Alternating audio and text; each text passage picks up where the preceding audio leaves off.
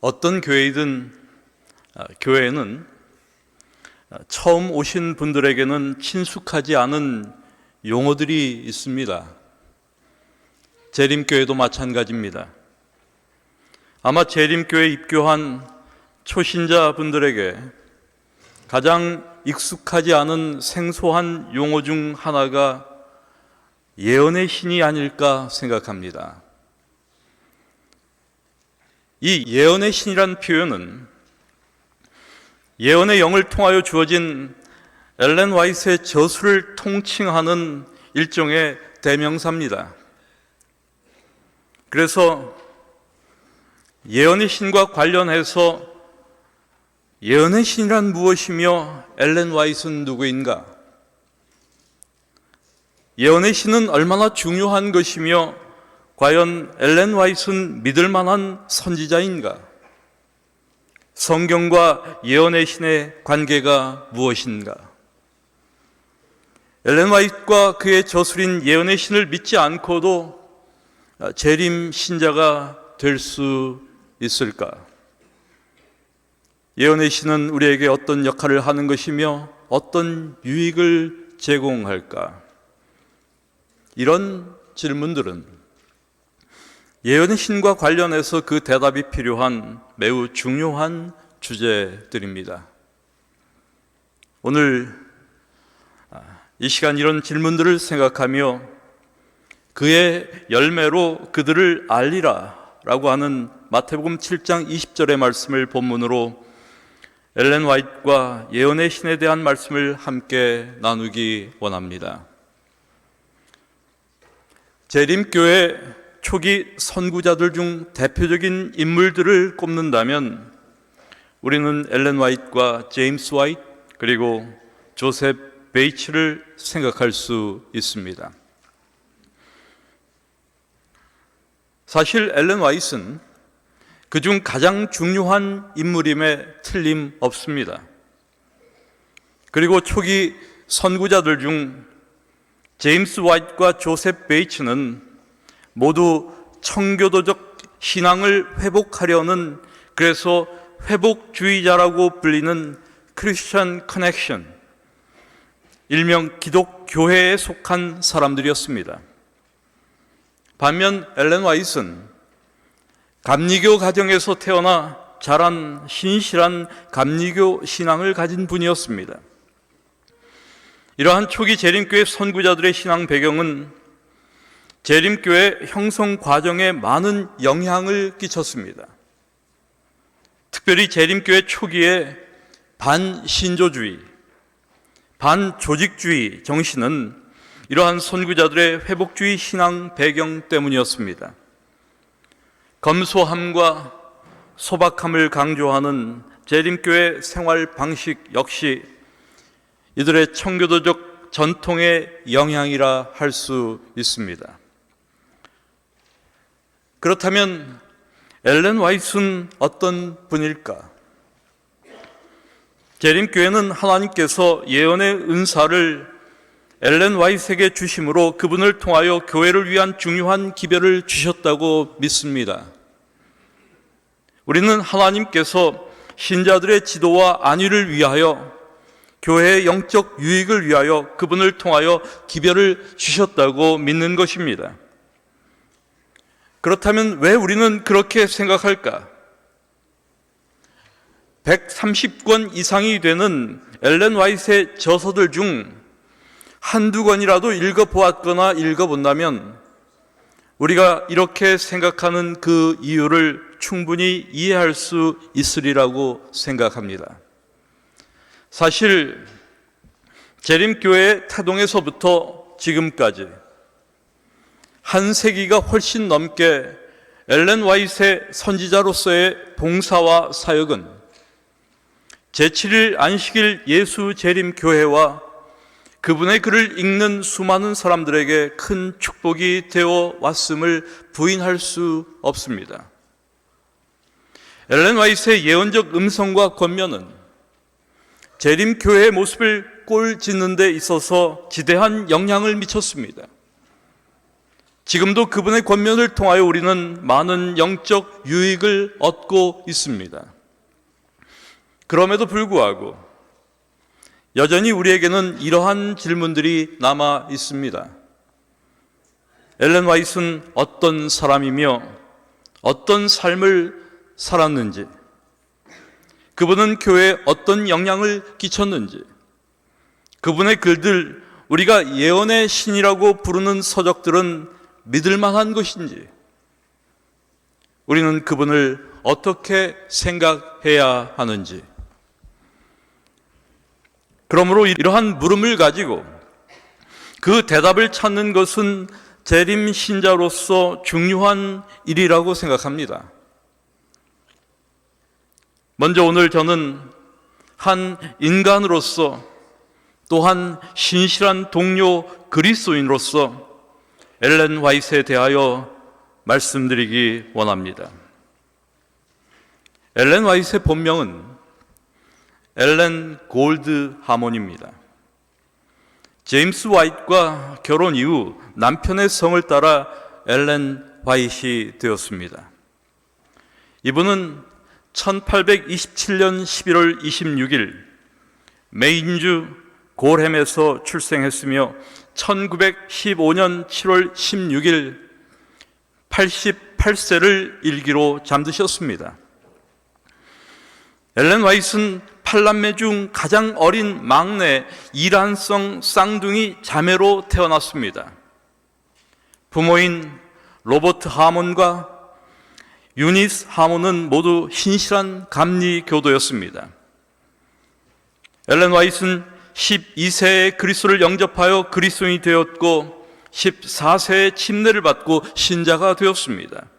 물론 감리교회는 세례를 시행하지만 엘렌 화이트는 성경상의 침례 방식을 따라 침례받기를 원하여 감리교 목사는 그녀에게 침례를 베풀었습니다. 이후에 엘렌 화이트와 그녀의 가족들은 그리스도의 재림에 관한 윌리엄 밀러의 성경 예언 해석을 받아들이고 모두 밀러 운동에 가담하게 됩니다. 그런데 엘렌 화이트는 9세 때 한 학생이 던진 돌에 코를 맞는 비극적 사고를 당합니다. 그녀는 후에 그 사고가 자신의 전 생애에 영향을 끼쳤다고 기록합니다. 이 사고로 3주 동안 무의식 상태로 지냈습니다. 정규 학교 교육을 받을 수 없게 되었습니다. 그래서 엘렌 화이트의 정규 학교 교육은 초등학교 3년을 마치고 끝납니다. 아마도 우리 여성분들에게 엘렌 화이트를 많이 닮았다고 하면 좋아할까요? 아니면 별로 좋아하지 않을까요? 별로 좋아하지 않을 것 같아요. 아무도 그분의 외모를 아름답다고 하지 않습니다. 이 사고의 영향으로 평생 동안 외모가 흉하게 된 겁니다. 우리는 엘렌 화이트의 부르심을 통해서 하나님은 외모로 혹은 교육의 정도에 따라 그리고 성별에 따라 그분의 종을 선택하거나 부르시지 않음을 알게 됩니다.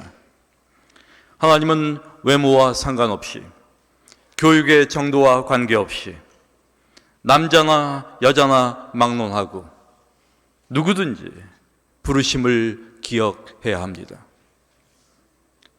밀러의 재림운동에 가담했던 엘렌 화이트 역시 윌리엄 밀러와 다른 5만 명 이상의 그리스도인들과 마찬가지로 1844년 10월 22일에 대실망을 경험했습니다. 다니엘 8장 14절에 2300주야까지니 그때 성소가 정결하게 되리라는 예언에 대한 잘못된 해석으로 기대했던 예수님께서 오시지 않음으로 인한 대실망을 많은 밀러주의자들이 경험한 것입니다. 그러나 엘렌 화이트는 그 실망으로 낙담하지 않았습니다. 와이트는 그분의 자서전에서 이렇게 말합니다. 그것은 믿음이 그토록 강렬했던 적은 무리, 소망이 한없이 고조됐던 백성들에게 닥친 쓰디쓴 실망이었다.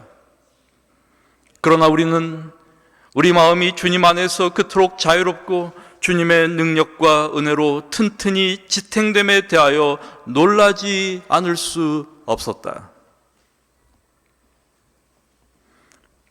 이후 엘렌 화이트는 좋은 신앙의 친구였던 제임스 화이트와 1846년 8월 30일에 결혼합니다.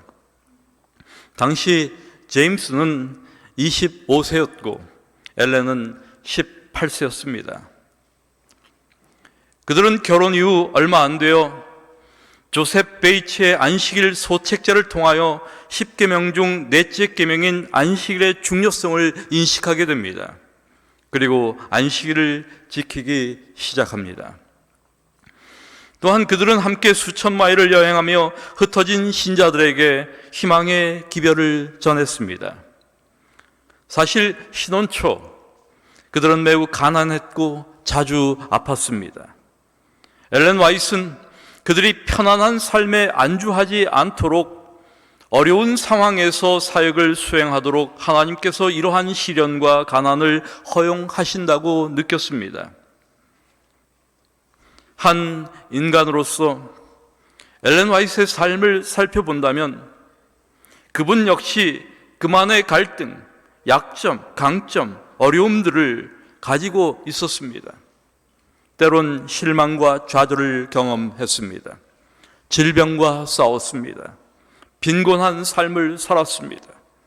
남편과의 갈등도 있었습니다. 자녀의 문제도 있었습니다. 둘째 아들 에드손은 낭비벽이 있었고 신앙에 문제가 있었습니다. 선지자 가정의 아들이 교회를 나오지 않았습니다. 그래서 제임스와 엘렌의 부부 관계의 문제는 그들의 아들 에드손을 다루는 의견 차이에 있었습니다. 제임스는 에드손에 대하여 강하고 엄격한 태도를 취했고 에드손이 낭비벽으로 어려움에 처했을 때 그것을 도와주지 않았습니다. 반대로 엘렌은 더 부드럽고 관대하고 화해적인 자세를 취함으로 때로는 제임스와 충돌하기도 했으며 제임스는 그것으로 인하여 폭발하기도 했습니다. 속을 많이 썩이던 에드슨은 30세 즈음에 회심을 경험합니다. 그리고 이후 미국 남부 흑인들을 위한 사역에 그의 삶을 헌신했습니다. 이렇게 인간으로서 엘렌 화이트는 가족을 부양하기 위하여 일했고 교회를 섬기며 열심히 일했습니다. 특별히 그분은 두 아들과 남편을 잃는 사별의 고통을 경험하기도 했습니다. 그분에게는 헨리, 니콜스, 에드손, 윌리, 허버트 이렇게 네 아들이 있었습니다. 그런데 큰아들 헨리 니콜스는 폐렴으로 16세에 사망합니다. 이때 심경을 엘렌 화이트는 자서전에 이렇게 기록합니다. 아, 웬일인가? 우리의 늠름한 헨리가 16살의 꽃다운 나이에 죽었을 때 우리의 아름다운 명창이 무덤으로 내려갔을 때 우리는 그의 새벽 노래를 더 이상 들을 수 없게 되었다. 우리의 가정은 쓸쓸하였다. 이 헨리 니콜스는 아주 노래를 잘했던 그런 청년이었습니다. 또 막내 아들 허버트는 단독으로 2달 반 만에 사망했습니다. 이때 심경 역시 자서전에 이렇게 기록되어 있습니다. 그 연한 가지가 부러질 때 우리의 심령이 얼마나 찢어지고 아팠는지는 자기의 귀여운 어린 자식의 뒤를 따라 무덤까지 가본 사람들 외에는 아무도 모를 것이다. 여러분, 자녀가 병들었을 때 우리 그리스도인 부모들은 어떻게 합니까? 여러분은 어떻게 하시겠습니까? 아마 우리는 기도할 것 같아요. 기도하죠. 화이 부부도 마찬가지였습니다. 우리 아이의 용태가 더 악화되었으므로 우리는 그를 위해 매일 3번씩 기도하는 시간을 가졌다. 때때로 그는 하나님의 축복을 받아 병세가 호전될 때도 있었지만 그의 증세가 악화될 때에는 우리의 믿음이 혹심하게 시련을 당하였다. 뿐만 아니라 엘렌 화이트 53세 1881년 8월 6일 그녀의 남편 제임스 화이트 60세에 별세합니다. 그들은 35년간 부부였습니다. 엘렌 화이트는 이렇게 말합니다. 35년 동안 우리는 나란히 그리스도의 사업을 해왔으며 또한 함께 서서 이 사업이 영광스럽게 마쳐지는 장면을 목격하기를 바랐다. 그러나 그것은 하나님의 뜻이 아니었다. 내 청춘 시절의 보호자요 생애의 반려자이며 나의 사업과 고난의 동참자를 마침내 내 곁에서 앗아 가셨으므로 나 홀로 남아서 나의 사업을 마치고 홀로 싸움을 싸워야만 하게 되었다. 이렇게 엘렌은 남편과 2 아들을 잃는 사별의 고통을 경험했습니다. 이것이 인간으로서 엘렌 화이트의 삶이었습니다. 이분의 삶에 대하여 잘 모르는 사람들은 엘렌 화이트의 삶에 대하여 이렇게 생각할 수 있습니다. 아마도 그녀의 삶은 하나님의 은혜 안에서 행복하고 평온한 삶이었을 것이다. 그러나 하나님의 메신저로서 선지자로서의 그분의 삶은 이렇게 이 땅에서의 평안을 누리는 삶이 아니었습니다. 그 역시 우리와 마찬가지로 인생에게 찾아오는 모든 고난과 슬픔을 더 많이 겪었습니다. 그렇습니다, 여러분. 하나님은 그분의 특별한 종이라고 편애하지 않으시는 분입니다. 우리는 한 인간으로서 엘렌 화이트의 삶의 모습을 바라보면서 깊은 연민과 애정을 느낍니다. 시작부터 재림교회의 선구자들은 자신들을 남은 백성으로 언급했습니다. 또한 그들은 역사의 물결 속에서 잃어버리거나 버려졌던 성경의 진리들을 회복시키는 것이 예언적 남은 백성으로서 그들에게 부여된 사명이라고 믿었습니다. 그러므로 재림교회는 계시록 12장 17절에 남은 백성을 규정하는 하나님의 계명과 예수의 증거라는 2가지 특징을 통하여 자신의 정체성을 이해하고 있습니다. 또한 재림교인으로서 우리는 안식일 계명을 포함한 하나님의 계명을 지키며 엘렌 화이트의 생애와 사역을 통하여 하나님께서 스스로를 드러내신 예수의 증거를 가지고 있다고 믿는 것입니다. 계시록 12장 17절은 남은 자손의 특징을 이렇게 진술하고 있습니다.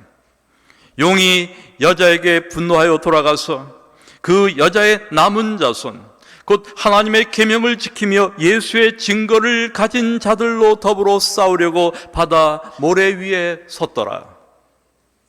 남은 자손의 특징은 하나님의 계명을 지키며 예수의 증거를 가진 자들이라는 것입니다.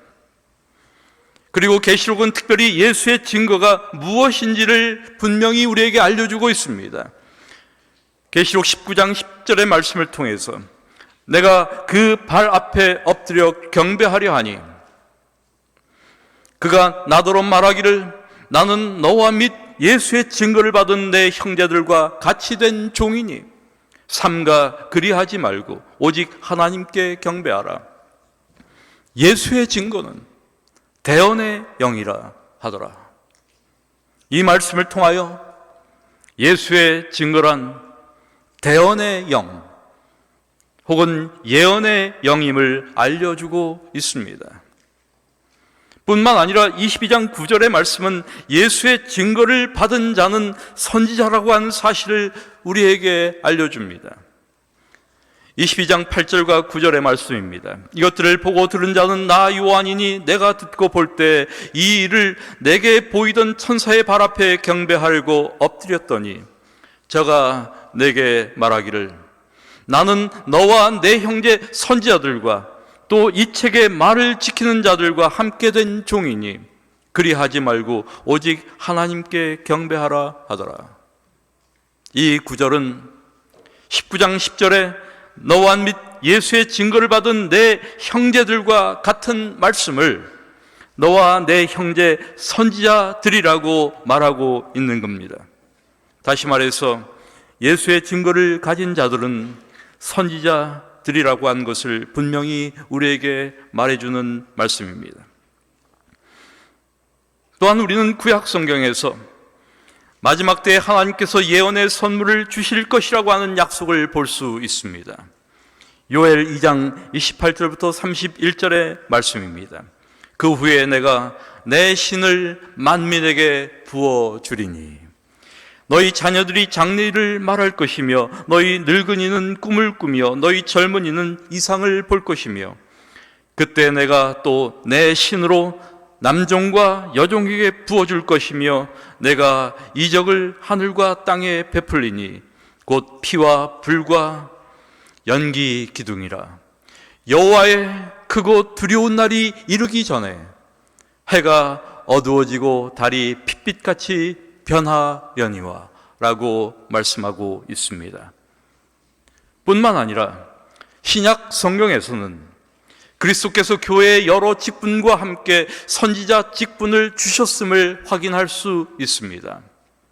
에베소 4장 11절의 말씀입니다. 그가 혹은 사도로 혹은 선지자로 혹은 복음 전하는 자로 혹은 목사와 교사로 주셨으니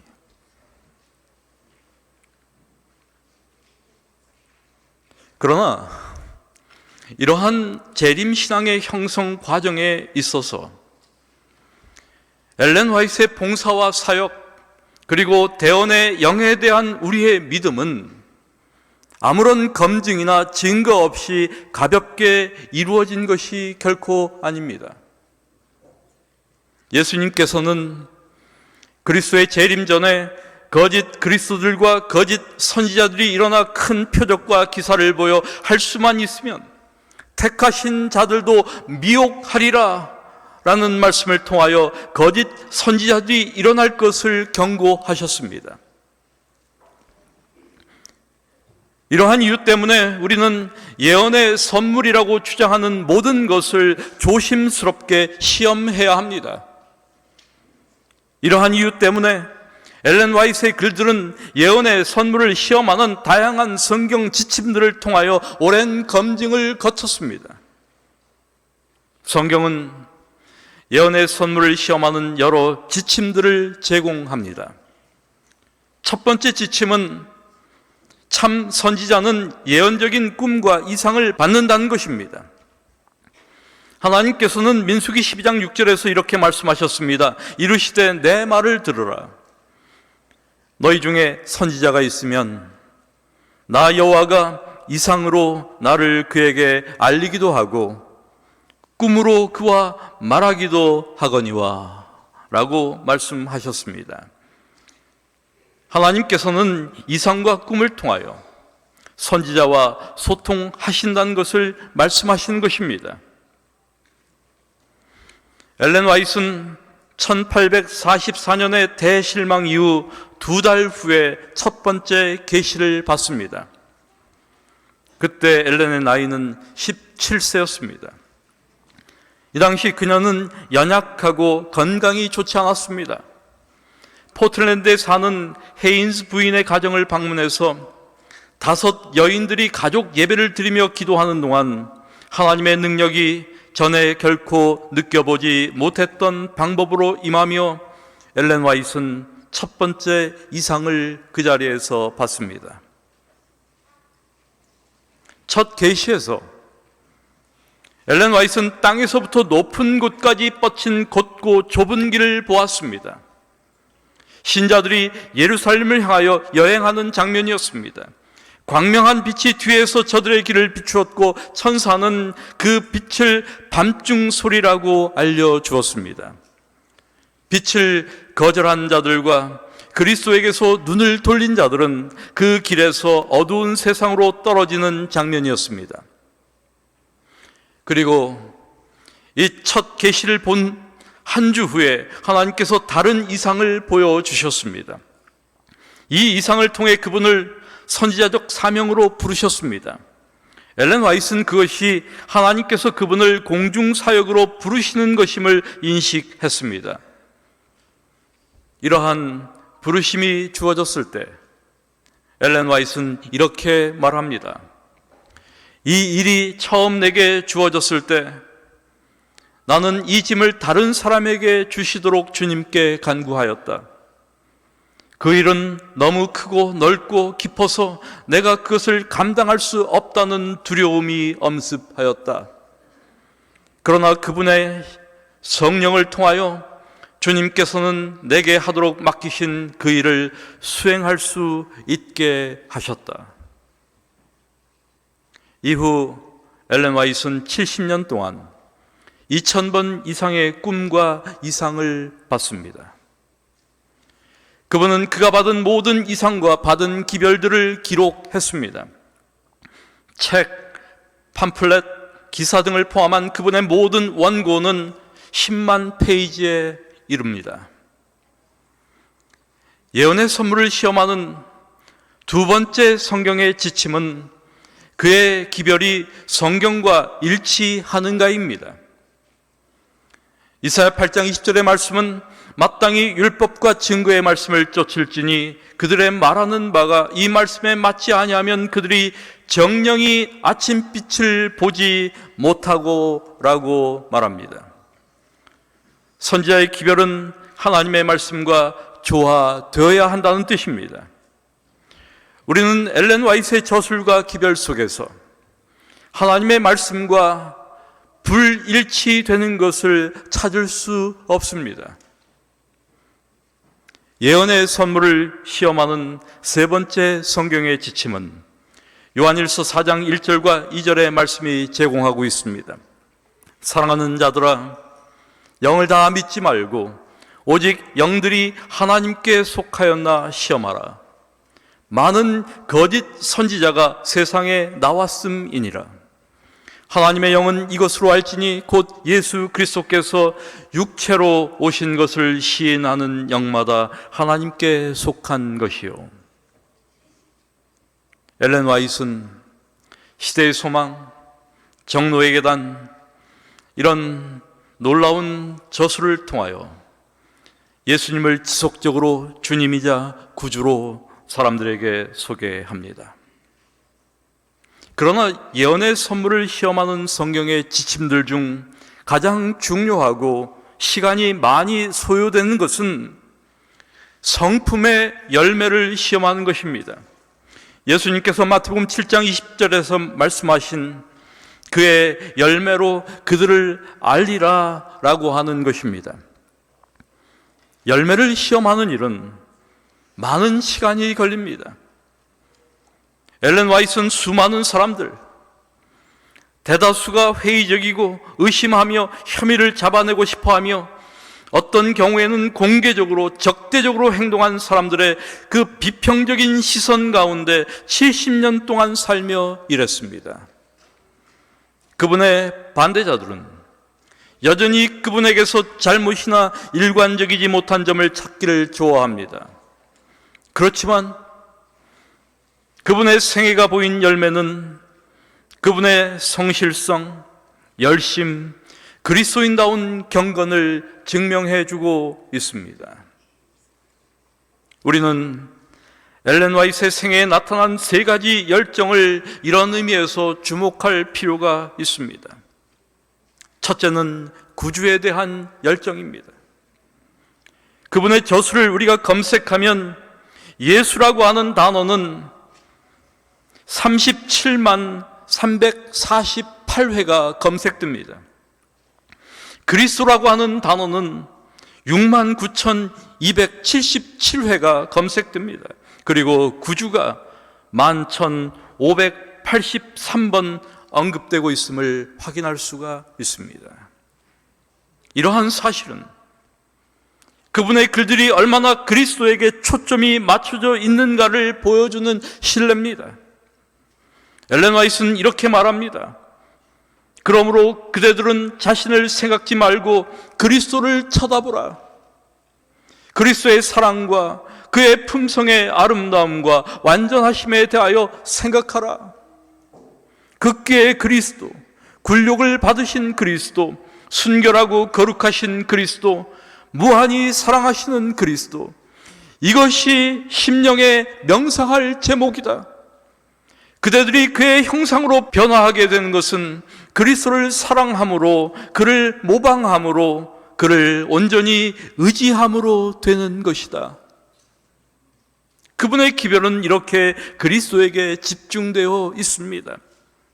그리스도를 쳐다보고 생각하고 명상하고 사랑하고 모방하고 의지하라는 것입니다.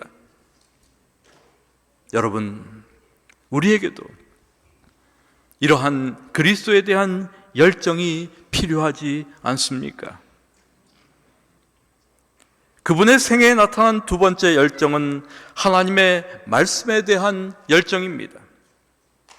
신조들이 교회를 강하게 지배하던 때 엘렌 화이트는 성경을 믿음과 행동의 유일한 근원으로 삼도록 격려하는 일에 최선을 다하였습니다. 그분은 성경만이 모든 교리의 표준이고 모든 개혁의 기초라는 원칙에 확고하였습니다. 여러분, 성경을 우리 그리스도인 믿음의 유일한 근원으로 삼으라는 그분의 지속적인 권면, 이것은 성경에 대한 믿음이 사라져가는 이 시대에 더욱 의미 있는 권고로 다가옵니다. 그분의 기본적인 사역은 사람들로 하여금 하나님의 말씀으로 인도하는 것이었습니다. 그분의 글을 통해서 하나님의 말씀을 듣는 사람은 성경으로 또한 인도될 것이었습니다. 엘렌 화이트는 이렇게 자신의 봉사에 대하여 말합니다. 성령은, 다시 말해서 예언의 선물입니다. 성경을 대신하기 위하여 주어지지 않았으며 또 주어질 수도 없다. 왜냐하면 하나님의 말씀은 모든 교훈과 경험을 시험하기 위한 표준이라고 성경은 분명히 말하기 때문이다. 또한 성경과 예언의 신의 올바른 관계에 대하여 이렇게 말했습니다. 성경에 대한 관심이 적기 때문에 주님께서는 사람들을 더 큰 빛, 그 더 큰 빛은 성경을 의미합니다. 더 큰 빛으로 이끌 작은 빛, 엘렌 화이트의 글을 의미합니다. 작은 빛을 주셨다. 이 짤막한 진술이야말로 성경과 예언의 신의 관계를 가장 적절하게 설명하고 있는 대단히 의미 있는 함축된 그런 진술이라고 생각합니다. 그렇습니다. 예언의 신은 또 다른 성경이 아닙니다. 이렇게 엘렌 화이트는 성경을 높였습니다. 그녀는 계속해서 이렇게 강조합니다. 성경 전체가 영감을 받은 하나님의 말씀이다. 사람들은 그들의 성경을 붙잡아야 한다. 사람들은 성경을 믿고 순종함으로 한 명도 이름받지 않을 것이다. 성경은 모든 인간의 필요를 채운다. 성경에서 하나님에 대한 진리를 찾을 수 있다.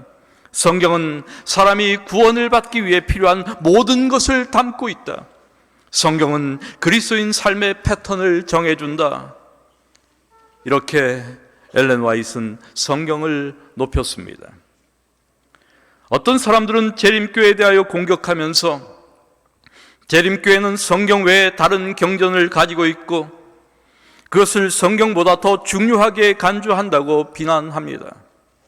그러나 오히려 재림교회는 엘렌 화이트의 사역과 그의 저술을 통하여 그 어떤 교회보다 더 성경을 중요시하고 가까이 하는 그런 교회가 되었습니다. 여러분, 재림교회는 탁월한 성경 중심 신앙을 가지고 있는 교회임을 기억하셔야 합니다. 하나님의 말씀을 존중하는 교회입니다. 이것이 재림교회의 중요한 신앙 정신입니다. 그러므로 재림교인들은 말씀을 연구하고 말씀대로 살아가는 사람들입니다. 우리가 성경을 존중하지 않고 연구하지 않고 등한히 여긴다면 여러분, 우리는 재림신자가 아닙니다. 그분의 생애에 나타난 세 번째 열정은 영혼 구원에 대한 열정입니다. 그분은 자신의 영혼 구원에 대한 열정을 이렇게 기록하였습니다. 최근에 나는 밤에 잠이 깨어 그리스도께서 인류를 위해 고난당하시는 장면을 보았다. 그분의 희생, 악한 자들의 손에서 받은 그분의 조롱과 비웃음, 겟세마네 동산에서의 고민, 그분의 배반당하심과 십자가의 죽으심, 이 모든 것이 내 앞에 생생하게 나타났다. 내가 그리스도의 손에서 떨고 있는 그 잔을 생각했을 때 그분께서 그 잔을 마시기를 거절함으로 세상이 그의 죄로 멸망될 수 있었던 것을 깨달았을 때 나는 그분께로 영혼들을 인도하는 사업에 나의 생애의 모든 힘을 바치겠다고 서약했다. 여러분, 영혼들을 그리스도께 인도하는 것, 그것은 우리 역시 함께 해야 할 그리스도인의 사명임을 기억해야 합니다. 우리는 엘렌 화이트의 사역의 열매가 여전히 풍부하며 개인들뿐만 아니라 교회와 교회의 기관에 복이 되고 있음을 인정해야 할 것입니다. 엘렌 화이트는 자신의 저서가 역사상 가장 많이 번역된 미국 여성으로 알려져 있습니다. 그분의 저술 중 정노의 계단은 160개의 언어로 번역되었으며 다른 서적 13권은 25개가 넘는 언어로 번역되었습니다. 그분의 사역과 리더십의 열매로 하나님께서는 제7일 안식일 예수 재림교회를 오늘날 세계에서 가장 큰 개신교 학교 조직을 가진 교회가 되게 하셨습니다. 가장 큰 개신교 의료 보건 조직을 갖춘 교회가 되게 하셨습니다. 가장 큰 출판 사업을 수행하는 교회가 되게 하셨습니다. 그리고 가장 광범위한 개신교 선교를 수행하며 전 세계 210개국 이상의 가장 많은 나라에서 복음을 전하는 교회로 재림교회를 성장하게 하셨습니다. 이러한 열매들은 하나님께서 그분을 통하여 특별한 방법으로 일하셨다는 부인할 수 없는 증거입니다. 여러분, 하나님께서 신약교회에 두신 하나님의 성령의 가장 중요한 선물 중 하나는 예언의 선물입니다. 성경은 또한 이 선물을 마지막 때에 하나님의 남은 백성의 특징으로 규정합니다. 그러므로 영적 선물은 하나님과 그분의 참된 백성들에게는 여전히 중요합니다. 하나님께서 주시는 이러한 영적 선물에는 목적이 있습니다. 그것은 우리를 성경으로 인도하기 위하여입니다. 성경의 이해를 돕기 위해서입니다. 또한 성경의 원칙들을 우리의 생활에 적용하도록 하기 위한 것입니다. 결국 이 선물은 하나님의 백성이 잘못된 길을 선택할 위험에 있을 때 하나님께서 그들을 가르치시는 수단입니다. 그러므로 무엇보다도 중요한 것은 이 선물을 통하여 더욱 분명히 계시된 예수 그리스도를 만나는 겁니다. 사실 엘렌 화이트의 저술 그 자체가 하나님의 선물이 아닙니다. 참된 선물은 그분의 글들을 통하여 나타난 예수 그리스도입니다.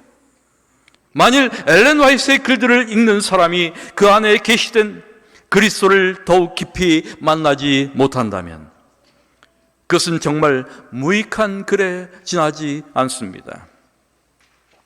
오히려 그것은 독이 되고 맙니다. 그래서 예언의 선물은 남용되거나 오용됩니다. 그 안에서 그리스도를 만나 더 좋은 그리스도를 닮은 신자가 되는 대신 그것으로 다른 사람들을 판단하고 비난하고 정죄합니다. 이렇게 사단은 하나님의 백성들로 하여금 이 선물을 오용하게 하거나 하찮게 여겨 기피하게 만듭니다. 엘렌 화이트는 이러한 사단의 전략을 오래전부터 예견하였습니다. 사단의 마지막 속임은 그분의 기별이 19세기에 교회를 세우는 일에는 필요했지만 오늘날에는 별로 관계가 없다고 말하는 사람들도 있습니다. 영감받은 하나님께서 이 교회를 위해 보내신 선지자라는 입장에서 단지 훌륭한 기독교 저술가로 폄하되기도 합니다. 신자들에게는 예언의 신을 무시하거나 기피하는 정서가 있습니다.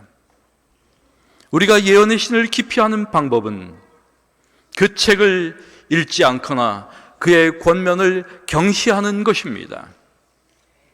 오늘날 예언의 신에 대한 가장 큰 위협 중 하나는 사실 그것에 대한 적의가 아니라 무관심입니다.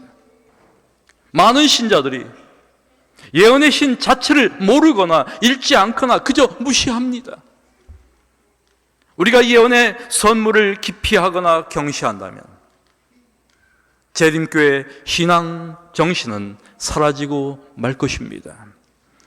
교회는 더욱 세속 정신으로 물들고 우리의 영적 도덕적 표준들은 저하될 것입니다. 그리스도인 삶의 질은 더욱 낮아질 것입니다.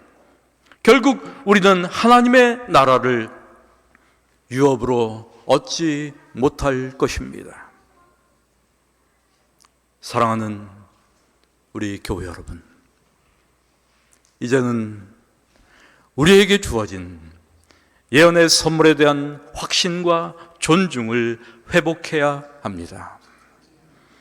우리가 엘렌 화이트의 글들에서 발견할 수 있는 권면들과 교훈들을 따르고자 하는 마음으로 기도하며 연구하는 일에 헌신한다면 우리의 삶은 더욱 풍요로워질 것입니다. 우리는 다시 오시는 그리스도를 기쁨으로 맞이하며 하나님의 나라를 유업으로 얻게 될 것입니다.